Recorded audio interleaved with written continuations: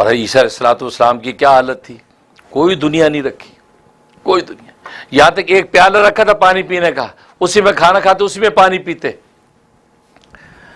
تو ایک مرتبہ گزرے جا رہے تھے، ایک شخص کو دیکھا تو وہ یہ چلو سے بھر بھر کے پانی پی رہا ہے۔ تو آپ کھڑے ہو کے دیکھتے رہے کہ یار جو پانی چلو سے پیا جا سکتا ہے تو پیالے کی کیا ضرورت ہے، پیالے بھی پھینک دیے۔ ایسی ترک دنیا، بالکل کوئی گھر نہیں بنایا، بس سیاحی، اسی ان کو مسیح کہتے ہیں۔ مسیح میں سیاحت کرنے والا، سیر و سیاحت، مسیح ابن مریم، کوئی گھر نہیں بنایا۔ ایک مرتبہ حواریوں نے کہا، حواری ان کے جو تھے مالدار تھے، تو انہوں نے کہا جی حضرت آپ کے لیے گھر بناتے ہیں۔ کہا کہ لیکن جہاں میں کہوں وہیں بنانا۔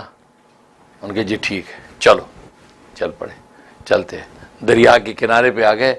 کہا یہ جو دریا بہتا نظر آ رہا ہے نا، اس دریا کے بالکل سینٹر میں بنانا۔ کہا حضرت دریا کے سینٹر میں گھر کیسے بنے؟ کہا کہ بنا سکتے ہو وہیں بناؤ، ورنہ نہیں چاہیے۔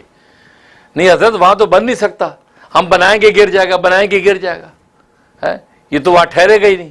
فرمایا زمین پہ جو بنے گا وہ ٹھہرے گا، فنا اس نے بھی ہو جانا ہے، فنا اس نے بھی ہو جانا ہے، فنا اس نے بھی ہو جانا ہے۔ یہ کوئی آسمان و زمین نہیں رہنی اللہ کی ایک ذات رہنی ہے، اس کے سامنے پیشی کی تیاری کرو۔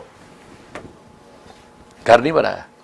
تو کہنے کا مقصد ہے یہ، ایک مرتبہ کنگھی ایک رکھی ہوئی تھی کنگھی کرنے کے لیے داڑھی بالوں کو، وہ رکھی ہوئی تھی اور پیالہ رکھا ہوا تھا۔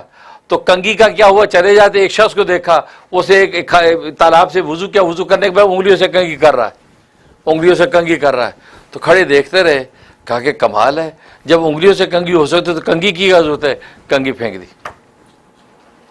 تو جو نبی اتنا قناعت والا ہو، قانع ہو، اس سے آپ سونے کے ٹیلے مانگیں گے تو انجام کیا ہوگا؟ یہ انجام ہوا۔